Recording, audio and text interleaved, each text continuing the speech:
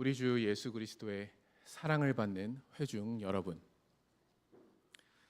우리는 어느덧 소요리문답 1부의 마지막 부분, 곧 성신 하나님에 대하여 고백하는 부분을 지나고 있습니다.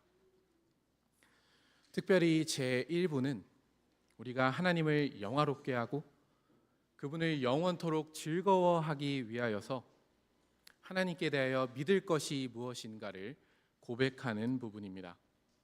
그렇게 성부, 성자, 성신 하나님께서 우리를 위하여 행하시는 구원의 일을 고백하며 우리는 계속해서 하나님을 찬양하고 그분을 즐거워하는 대로 나아가고 있습니다. 이제까지 배웠던 것을 간단하게 요약하면 성부 하나님께서는 교회를 사랑하시고 완성하시려는 그 크신 작정에 따라서 이 세상을 만드셨습니다. 특별히 사람을 지으실 때에는 하나님의 형상을 따라 그리고 가장 좋은 곳에서 그 일을 시작하도록 하셨습니다. 우리는 그토록 크신 사랑 안에서 성부 하나님을 찬양하며 그분의 선하심을 즐거워합니다.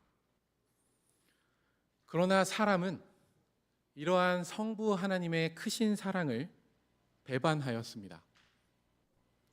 하나님의 말씀을 소홀히 여기는 데서부터 시작한 이 배반은 마침내 자신의 판단에 따라 좋은 것과 나쁜 것을 판단하며 그 사랑을 배반하는 자리로 이어졌습니다.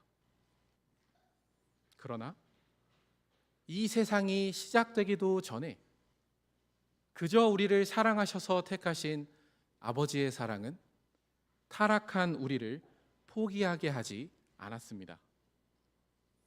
우리를 구원하시려 가장 사랑하시는 아드님을 이 땅에 보내셨고, 아드님은 기꺼이 사람이 되셔서 낮아지고 높아지신 두 지위에서 우리의 구원을 이루시고 계십니다. 그렇기에 죄인인 우리에게 찾아오셔서 우리를 다시금 아버지의 뜻에 따라 구원하시는 예수 그리스도를 우리는 찬양하고 즐거워합니다. 그러나 우리에게 가장 중요한 질문이 남아 있습니다. 아버지의 뜻에 따라 우리를 구속하시려는 그리스도께서 행하신 일은 과거에 일어난 일입니다. 그 일이 어떻게 오늘의 일이 되겠습니까? 바로 높아지신 그리스도께서 성신 하나님을 이 교회의 선물로 보내주심으로써 우리는 그리스도께서 이루신 구원을 우리의 것으로 받고 감사드리게 됩니다. 특별히 그리스도께서는 사람 직분자를 이 교회에 세우시고 그가 전하는 말씀을 성신 하나님의 능력으로 써주셔서 각 사람으로 하여금 하나님의 사랑을 깨닫는 가운데 주님의 교회로 계속해서 불러주고 계십니다. 그러니 말씀이 전파되는 이 자리는 시간이 시작되기도 전에 우리를 향한 하나님의 사랑이 시작된 그 사랑, 그 시작된 아버지의 사랑이 시간 안에서 실현되는 시간입니다. 우리는 특별히 이러한 사실을 2주 전에 제31문답을 이사야서 30장의 말씀과 함께 고백함으로써 아주 생생하고 구체적으로 배웠습니다. 이스라엘 백성이 아주 오랜 시간 동안 하나님의 말씀에 귀를 닫고 살아가다가 마침내 큰 징계를 당할지라도 하나님께서는 사랑 안에서 그들의 죄와 비참함이 무엇인지를 알려주셨습니다. 동시에 성신 하나님께서는 사람이 그러한 자신의 죄와 비참함에 빠져 침잠에 들어가지 않도록 우리에게 긍휼과 은혜를 베푸시기 위해 일어나시는 하나님을 그리스도 안에서 의지하게 하셨습니다. 여기에 더하여서 이제는 전에는 주님의 음성을 듣지 않고 주님께 이제 좀 쉬시라 하며 자신의 뜻대로 살아가던 사람들의 의지를 새롭게 하셔서 이제는 자신의 손으로 우상을 버리고 하나님의 뜻을 좇아 살아가게 하셨습니다. 그렇게 성신 하나님께서는 그리스도 안에서 베풀어진 아버지의 사랑을 느끼게 하시면서 우리의 죄도 깨닫게 하시고 그리스도께 나아가게 하시며 또 그분을 따라 살게 하심으로 우리의 예수 그리스도를 영접하게 해주셨습니다. 이러한 고백을 들을 때 우리는 질문하게 됩니다. 이 효력 있는 부르심이 성신 하나님께서 하시는 일이고 우리가 죄와 비참함을 깨닫는 일이나 우리가 그 가운데에서 예수 그리스도를 바라보고 의지하게 하는 일이나 심지어 우리의 의지를 새롭게 하시는 일이 모두 성신님께서 하시는 일이라면 도대체 우리가 해야 할 일은 무엇이란 말입니까? 바로 이 지점에서 우리는 우리가 할 일을 바르게 알게 됩니다.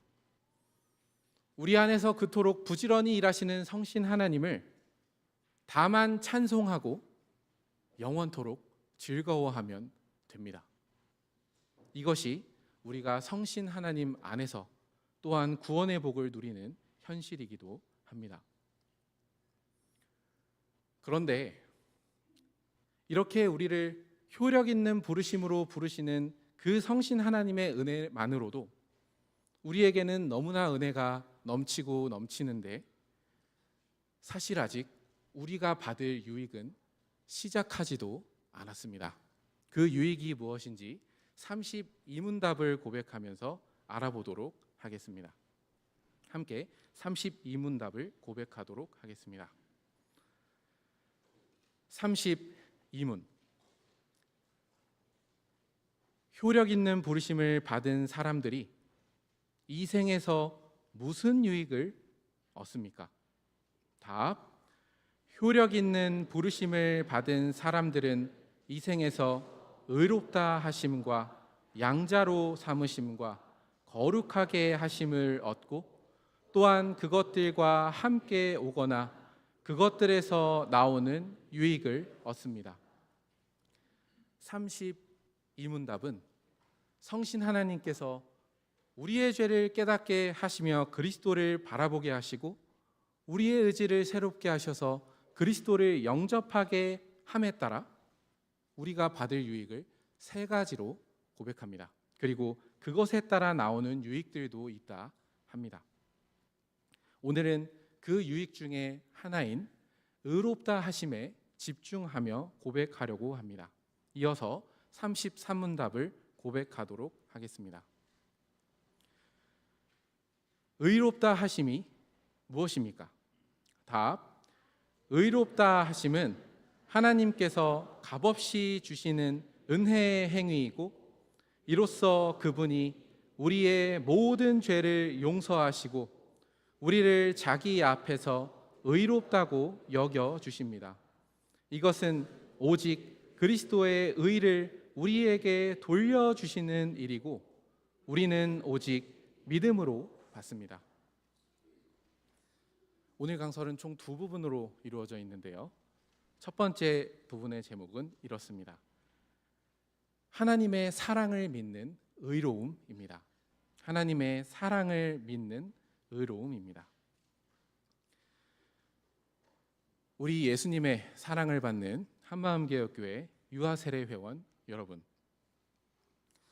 오늘은 이 의롭다 하심에 대해서 조금 더 잘 이해하고자 하는 마음에서 약 5년 전에 진짜로 있었던 화재 사건을 이야기해 드리고 싶습니다. 물론 비극적인 일이었습니다. 어느 날 밤 11시였습니다. 11시면 이미 사람들이 일을 하거나 이미 학원에서 다 돌아온 시간입니다. 지하 주차장에는 차들이 빼곡히 주차되어 있었습니다. 바로 그때 뻥 하고 폭발음이 들렸습니다. 그 주차장에는 약 667대의 자동차들이 주차되어 있었는데요. 이 폭발로 인해서 많은 차들이 전부 불타거나 많은 손상을 입었습니다. 이 폭발이 일어난 이유는 출장 세차를 하던 사람들의 실수 때문이었습니다. 출장 세차라는 것은 차를 깨끗하게 할 그런 도구를 가지고 다니면서 서비스를 제공하는 그런 차인데요. 세차를 하다 보면은 오랫동안 눌러 앉은 그 먼지를 제거하기 위해서 열을 대서 먼지를 녹이고 이제 그 다음에 닦는 절차도 필요하다고 합니다. 열을 내려면 가스가 필요하겠죠. 그래서 이 출장 세차를 다니는 이 차에는 LPG 가스가 있었다고 합니다. 문제는 거기서 일하는 분이 이 LPG 가스 밸브를 열어놓은 채로 차 안에서 라이터를 켰다가 그게 뻥하고 폭발하면서 그 지하 주차장에 있는 차들을 다 태워버리거나 아주 큰 손상을 입힌 것입니다. 갚아야 할 돈은 43억이었습니다. 이 돈을 이제 여러분들께 조금 현실적으로 알려드리고자 하는 마음에서 만약 한 달에 이분이 300만 원을 벌었으면 하나도 쓰지 않고 그 돈을 다 갚아도 120년 동안 갚아야 되는 돈이었습니다. 근데 이건 불가능하겠죠? 아주 절약해서 100만 원은 쓰고 200만 원으로 계속해서 갚아 나가도 180년 동안 갚아야 되는 돈이었습니다. 여러분, 이 소식을 들으니까 마음이 어떠신가요? 여러분들이 이러한 실수를 했다면은 마음이 어떻겠습니까? 자신의 잘못으로 일단 그분 자신도 엄청나게 다쳤고요. 사실 일생을 벌어도 다 못 갚을 빚이 생겼습니다. 물론 사람이 이 세상을 떠나면 더 이상 갚아야 될 의무는 없어지지만 이 연도로만 따지면은 거의 2번 살아야 갚을 빚이 생긴 것입니다. 아주 마음이 답답하고 앞길이 보이지 않았을 겁니다. 이제 이 사람이 자신의 빚을 갚기 위해서는 법정 앞에 서야 될 것입니다. 민사법정 앞에 서서 손해를 입힌 사람들에게 내가 어떠한 식으로 얼마나 갚아야 할 건지를 판단받고 구체적으로 그 계획을 설명해야 할 겁니다. 그런데 바로 이때 어떤 한 사람이 나타납니다. 그리고 너의 돈을 내가 모두 갚았다 하면서 그 빚을 다 갚은 채무 변제서를 이 사람한테 건넵니다. 자, 이걸로 가서 증거로 제출해라. 그랬을 때 이 사람의 마음은 어떨까요? 사실 이렇게 다소 허무맹랑한 이 결론, 어떤 사람이 갑자기 나타나서 나의 빚을 다 갚았다 하는 이러한 결론이 사실 우리 요리문답이 고백하는 내용이기도 합니다. 여기 33문답 밑에서 두 번째 줄을 보시면 이것은 오직 그리스도의 의를 우리에게 돌려주시는 일이고 라고 이야기되는데요. 이 돌려준다, impute라는 이 말은 사실 아주 거칠게 오늘의 말로 표현하면 그리스도의 의가 우리 통장으로 입금됐다라는 뜻입니다. 사실 이제까지 말씀드린 이 예화보다 우리의 현실이 더 비참합니다. 우리가 하나님 앞에서 짓는 죄란 사실 매일매일 하나님의 세계에서 피해를 입히는 일이고 무엇보다 하나님께 죄를 짓는 일이기 때문입니다. 그러니까 우리는 43억이 그냥 그대로 빚으로 있는 게 아니라 이런 빚이 계속 쌓여가고 있는 겁니다. 그리고 사람의 경우에는 죽으면 그 채무의 의무에서 벗어나지만 하나님은 영원하시기 때문에 우린 죽어서도 그 의무에서 벗어날 수가 없습니다. 그런데 오늘 우리의 요리문답, 방금 33문의 밑에서 두 번째 줄을 다시 한번 보면 이 그리스도의 의가 우리의 통장에 입금됐습니다. 그리스도께서 하나님 앞에서 우리가 갚아야 될 모든 값, 우리를 구원해낼 그 돈, 속전을 자신이 다 가지고 계신다, 이것입니다. 그런데 문제가 있습니다. 예수님께서는 그 돈을 다 가지고 계십니다. 우리는 그 돈을 받아야 됩니다. 어떻게 그 돈을 받을 수 있겠습니까? 33문의 마지막 문장을 보면 우리는 오직 믿음으로 받습니다 하고 고백합니다. 그러니까 하나님 앞에서 우리가 매일매일 쌓아가는 그 빚을 탕감받을 수 있는 그 그리스도의 의를 우리가 받으려면 말입니다, 믿어야 됩니다. 믿으면 그 모든 값을 우리가 다 받습니다. 공짜로 받습니다. 그러면 우리는 다시 한번 질문하게 됩니다. 뭘 믿어야 하는 것입니까? 무엇을 믿어야 그리스도의 의를 우리가 다 받을 수 있는 것입니까?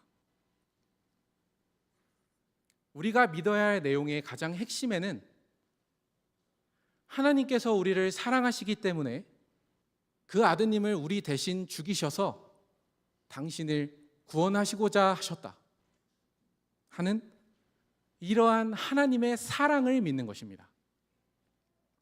그래서 오늘 로마서 본문의 말씀, 특별히 4장 23절로 24절에는 이렇게 기록되어 있습니다.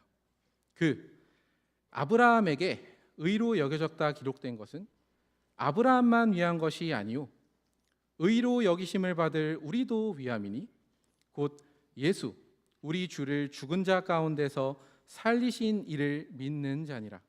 25절까지 읽겠습니다. 예수는 우리가 범죄한 것 때문에 내줌이 되고 또한 우리를 의롭다 하시기 위하여 살아나셨느니라. 아브라함이 99세에 늙어서 도저히 아이를 낳을 수 없을 때 하나님께서 그것을 이루실 수 있습니다. 그 약속을 저를 위해 이루어주실 것을 믿습니다 하니까 하나님이 너는 옳다, 너는 의롭다 말씀해 주셨는데 이제는 우리를 위해서 죽으신 그리스도를 믿을 때 정말 그리스도께서 저를 사랑하셔서 죽으셨습니다. 그 사실을 믿을 때 우리의 하나님께서는 너는 옳다 하고 말씀하여 주시는 것입니다. 여러분, 지금까지 말씀드린 상황이 파악이 되십니까? 애초에 아버지께서 그저 우리를 사랑하셔서 택하신 것도 감사할 뿐이고 그럼에도 죄인이 되어서 늘 하나님께 진노와 슬픔만 드리는 것도 죄송스러울 뿐인데 이런 우리를 아드님의 피값으로 구원해 주셨다는 사실만 믿기만 하면 우리의 채무를 다 변제해 주시겠다고 하고 있는 것입니다. 그리고 이러한 변제를 받았을 때 우리는 단순히 제 의무 끝났으니까 더 이상 하나님과 관계 없습니다 라고 이야기하는 데서 끝나지 않습니다. 원래 피해를 입히면 그 피해 금액을 다 보상해도 그 두 사람은 사이가 나빠집니다. 그러나 우리의 하나님께서는 이 그리스도의 값 안에 내가 다시 너를 아무런 거리낌 없이 사랑하겠다, 네가 언제나 나에게 다가올 수 있도록 우리의 사이가 나아질 것이다 하는 사실도 넣어서 말씀하고 계시는 것입니다. 그러니까 의롭다 하심은 말입니다, 우리가 하나님께 변제해야 될 그 금액, 우리가 용서를 받아야 할 일을 포함할 뿐만 아니라 다시금 하나님 앞에 나아가는 그 일도 포함됩니다. 그래서 우리의 요리문답은 33문의 셋째 줄부터 이로써 그분이 우리의 모든 죄를 용서하시고 우리를 자기 앞에서 의롭다고 여겨주십니다 하고 고백합니다. 여기 의롭다는 말은 이제 하나님과의 관계에서 껄끄러운 것들이 다 없어졌다는 이야기입니다. 이제까지 말씀드린 사실을 단 한마디로 요약하면 우리가 하나님 앞에서 죄를 용서받고 다시금 하나님과 사이가 나아지는 것, 이렇게 의롭다함을 받는 유일한 길은 하나님이 우리를 사랑하셨다라는 것을 믿는 것입니다. 그게 우리가 의롭게 되는 길입니다. 이러한 것을 훨씬 더 입체적이고 풍성하게 고백하는 것이 바로 하이델베르크 요리문답입니다. 함께 59문을 고백하도록 하겠습니다.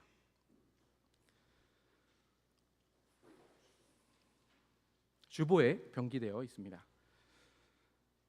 59문. 이 모든 것을 믿는 것이 당신에게 지금 어떤 유익을 줍니까? 답. 그리스도 안에서 나는 하나님 앞에 의롭게 되며 영원한 생명의 상속자가 됩니다. 여기 59문의 질문에 나와 있는 이 모든 것이 혹시 무엇인지 기억나십니까? 안 나셔도 다시 알려드리면 됩니다. 이 모든 것은 사도신경의 모든 내용입니다. 59문은 사도신경을 모두 다 고백하고 난 다음에 알겠습니다. 지금까지 고백한 이 모든 것을 믿는 게 여러분에게 지금 무슨 유익을 주는 겁니까? 하고 묻고 거기서 하나님 앞에서 의롭게 되고 영원한 생명의 상속자가 된다. 늘 하나님 앞에서 화목한 관계로 지내며 그분과 영원히 함께 살 수 있는 사람이 된다 라고 이야기하는 것입니다. 그러면 다시 한번 질문하게 됩니다. 이 모든 것에 해당하는 사도신경은 뭘 고백하는 것입니까? 우리를 향한 삼위 하나님의 사랑을 고백하는 것입니다.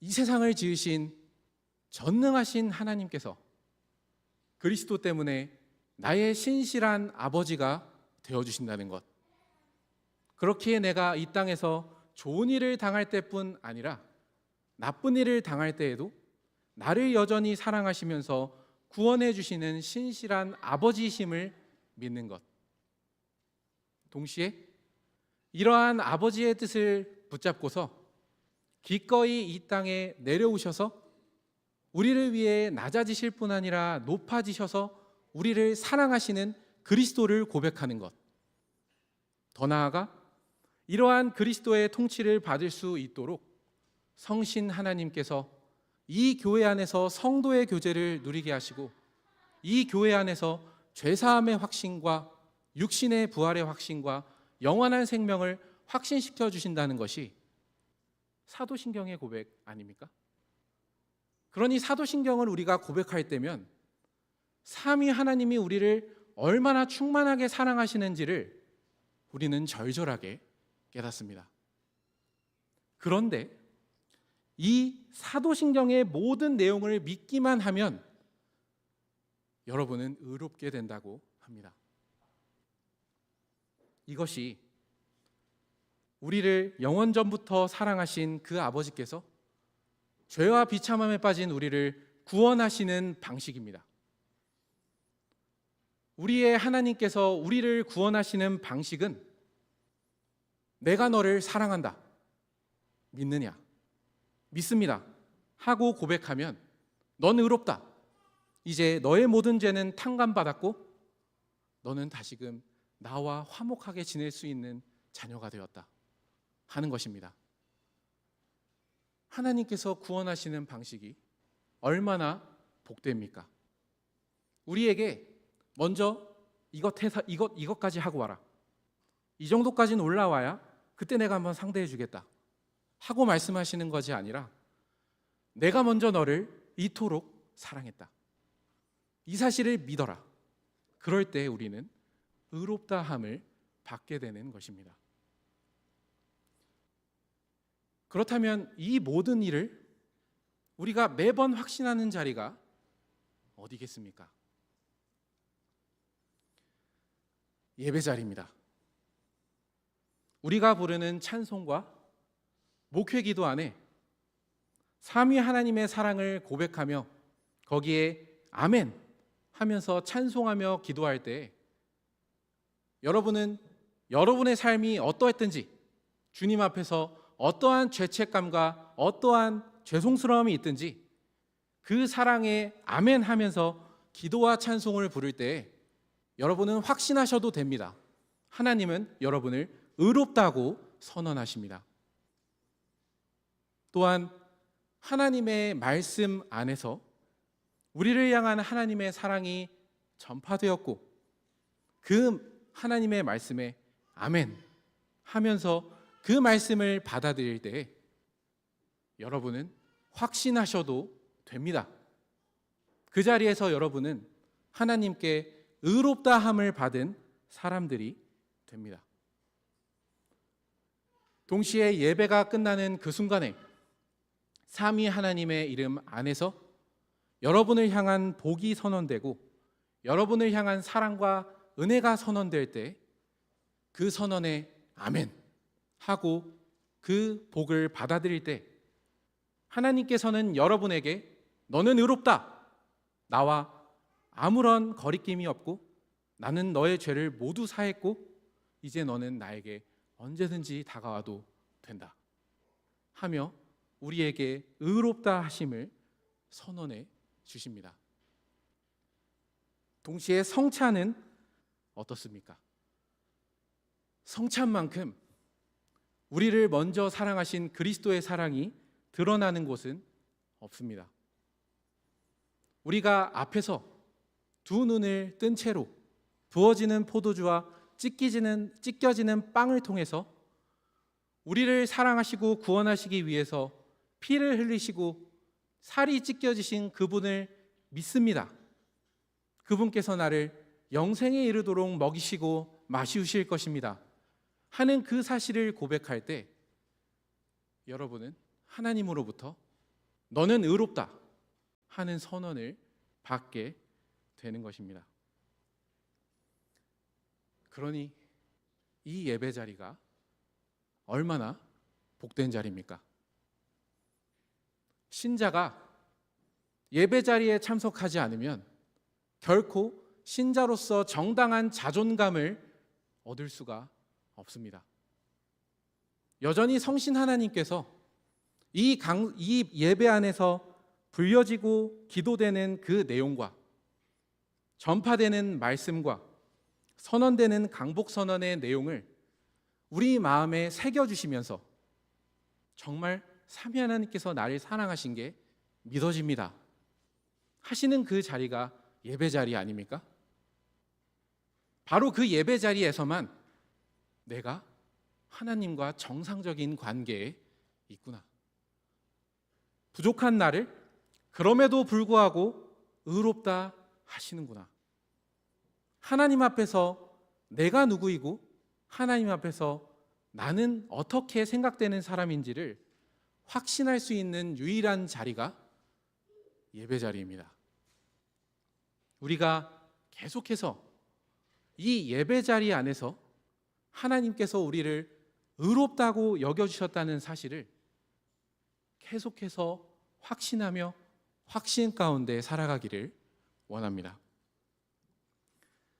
그렇다면 이어지는 두 번째 부분에서는 이렇게 의로움 가운데 있는 교회 그리고 그 안에 있는 사람들은 어떻게 살아가나 하는 방식을 하는 것에 대해서 말씀드리고자 합니다. 두 번째 부분의 제목은 이렇습니다. 의로움 안에서 즐거워하는 교회입니다. 의로움 안에서 즐거워하는 교회입니다. 로마서 5장 1절을 읽겠습니다.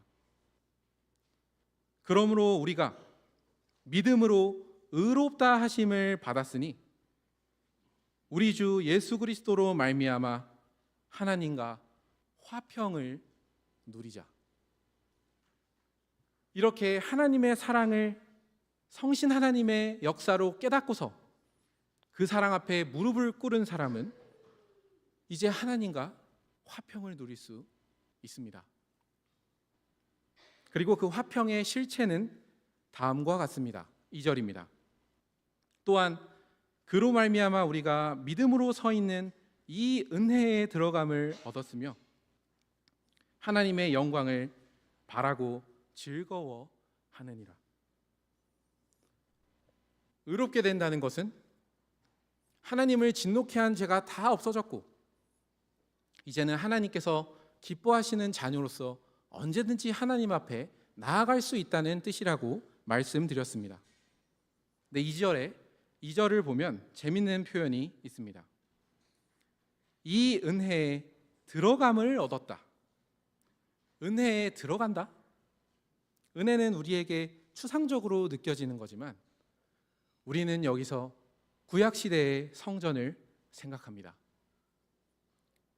은혜가 베풀어지는 자리는 시은좌, 곧 지성소에 있는 언약궤였습니다.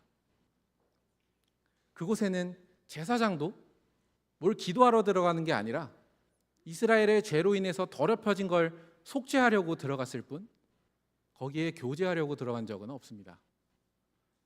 근데 이제 우리는 하나님을 진노케 한 모든 죄가 다 없어졌기 때문에 자기 백성을 향한 무한한 은혜가 베풀어지는 그 은혜의 자리로 나아갈 수 있게 되었다는 것입니다. 언제부터 그렇게 되었냐 하면 바로 지금부터 그렇게 되었다는 것입니다. 이렇게 지금부터 은혜를 베풀어 주시는 하나님을 뵙고 살아가는 사람은 소망합니다. 하나님의 영광을 바라고 즐거워한다 했는데 이것은 우리의 구원이 완성되는 그날을 바라보며 이야기한 것입니다. 여기까지만 들으면 굉장히 좋은 말들이 나열되어 있는 것 같습니다. 하나님과 화평, 하나님의 은혜의 보좌, 하나님의 영광, 그리고 우리의 즐거움. 근데 이러한 모든 말들은 사실 우리가 죄와 씨름하는 어려운 현실을 배경으로 사용되고 있다는 것을 기억할 필요가 있습니다.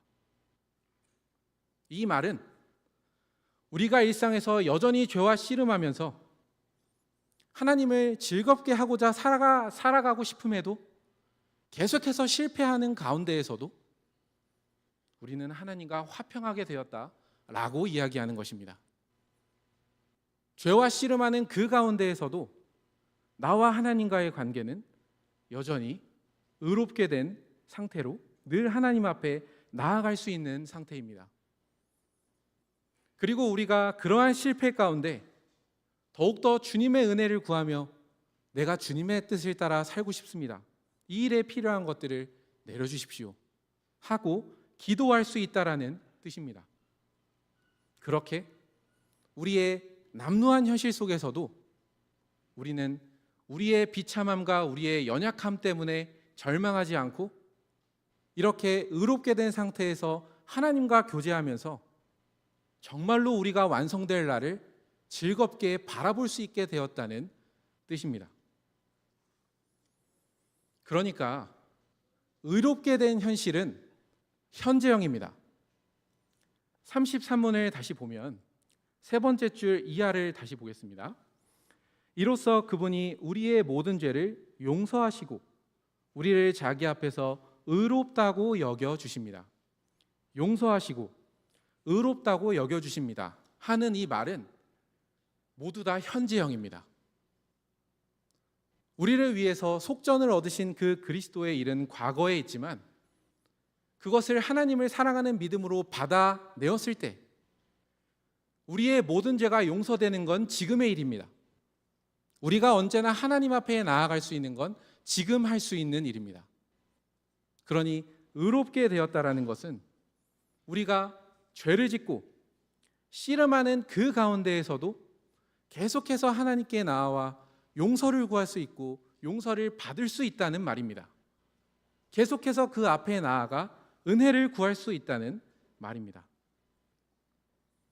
그러니 의롭게 됐다라는 우리의 지금의 현실의 상황, 사실이 이것이 우리가 죄와 비참함과 씨름하는 우리의 그 고난, 그 어려움을 든든하게 지탱하는 근간입니다.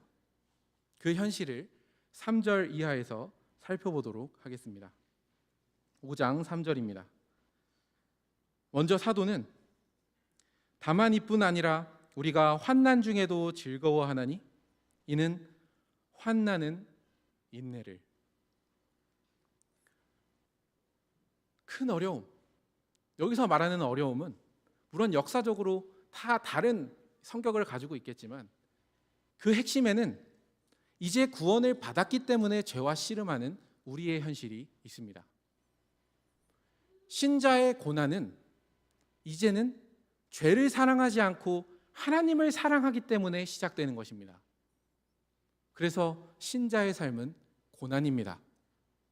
그런데 이 바울 사도는 우리가 이 환난 중에 도리어 즐거워하는데 그래서 우리는 환난 가운데 인내하기 때문이다 라고 합니다.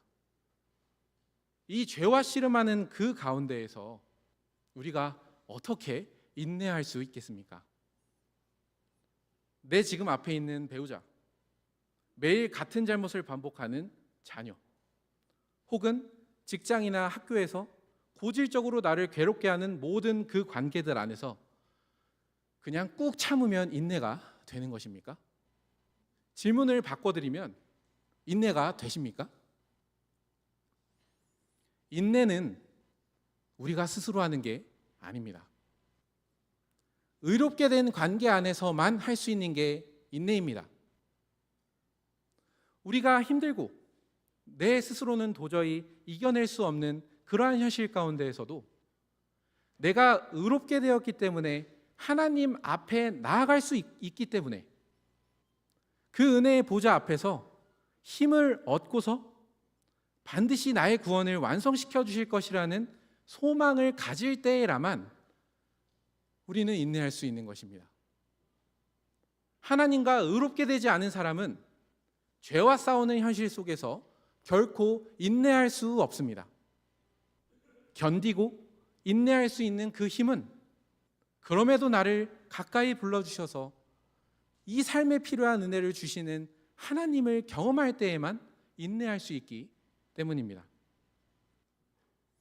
이렇게 의롭게 된 현실 가운데에서 우리가 인내할 때 우리는 또 다른 유익을 낳게 됩니다. 4절입니다. 앞절 상반절만 읽겠습니다. 인내는 연단을 이룬다 합니다.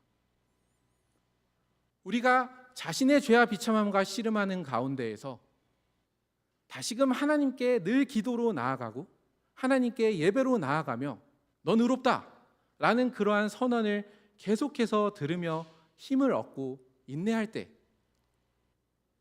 우리는 점점 더 순결해집니다. 우리의 죄가 다 사해졌고 우리가 죄를 지어도 하나님께 나아갈 수 있다고 해서 막 살아도 된다는 게 아니라 참된 하나님의 백성은 그 현실 가운데 하나님 앞에 나아가면서 죄와 비참함으로 가득한 그 현실을 견뎌냅니다. 그렇게 계속해서 주님과 교제하는 가운데 어려운 현실을 견뎌내면 마치 불을 통과한 금과 같이 불순물을 다 태워버린 그러한 금과 같이 하나님께서 나의 영광에 합당한 자다 라는 선언을 그 사람의 삶에 계속해서 해주십니다. 그러니 우리의 인내는 맹목적인 것이 아닙니다. 그냥 참아야 돼서 참는 것이 아닙니다. 오늘 내가 주님 앞에 나아가서 자신의 죄를 고백하며 다시금 하나님 앞에서 살고자 하는 그러한 기도로 삶을 살아갈 때면 우리는 점점 더 순결하고 하나님께 합당한 삶을 살게 되는 것입니다. 자신이 그 변화를 압니다.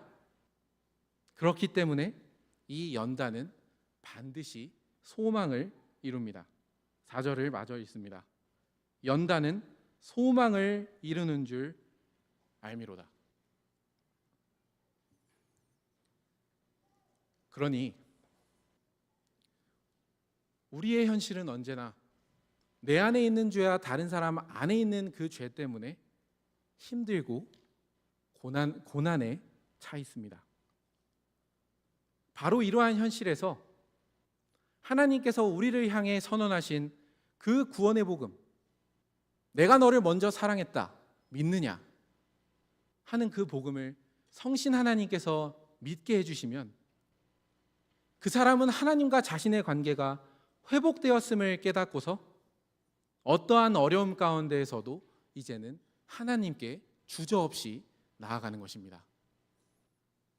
바로 이러한 관계 안에서 우리는 우리의 현실을 견딜 수 있고 그 견디는 것 안에서 점점 더 하나님의 영광에 합당한 사람들로 변화하고 순결하게 변화되어 갑니다. 그러니 소망할 수 있는 사람은 누구입니까? 소망은 우리의 어려운 현실을, 우리의 일그러진 현실도 직시할 수 있게 하는 용기를 줍니다. 왜냐하면 소망은 그럼에도 불구하고 하나님께서 우리를 완성해 가실 것이라는 희망을 주기 때문입니다. 그런데 이러한 소망, 현실이 이지러졌어도 그것을 견딜 수 있게 하는 소망은 누가 할 수 있는 것입니까?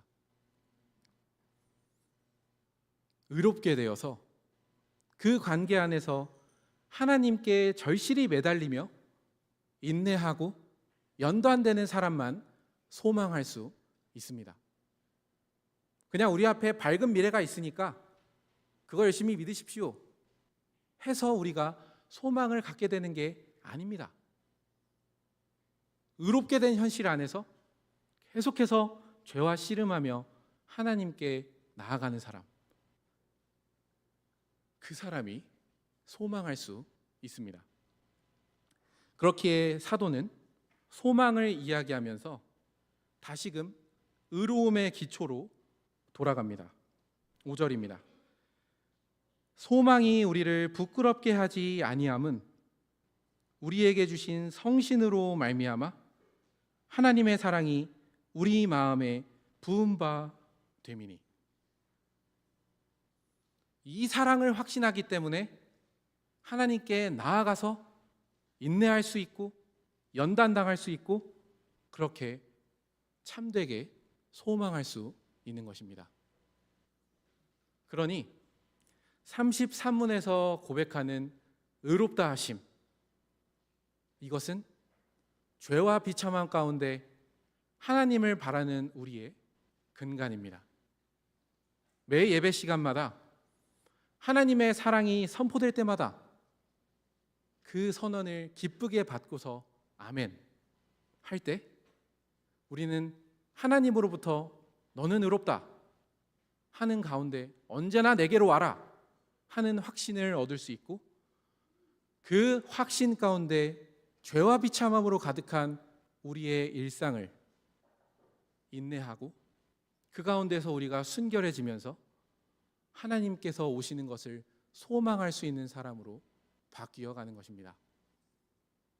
우리가 매 주일마다 이 세상에 살면서 마지막 날까지 함께 그 복음을 아멘 하며 받으면서 계속해서 너는 나의 의로운 자녀다, 나에게 나아와라, 그렇게 인내하고 연단되고 소망해라 하는 주님의 음성을 받으며 함께 교회를 이루어가기를 바라게 됩니다.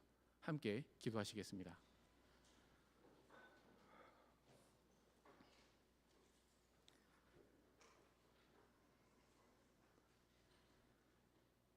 하늘에 계신 우리 아버지, 그리스도 안에서 저희를 의롭다 하시는 하나님, 이 세상에서는 저희가 인정받고자 노력하는 가운데에서도 실은 끊임없이 인정받지 못하는 현실 가운데 침잠에 들어가는 경우가 참으로 많습니다. 사람이 스스로 구원을 이루려 할 때면 자신의 무능력함 때문에 좌절하고 실망하는 경우가 많습니다.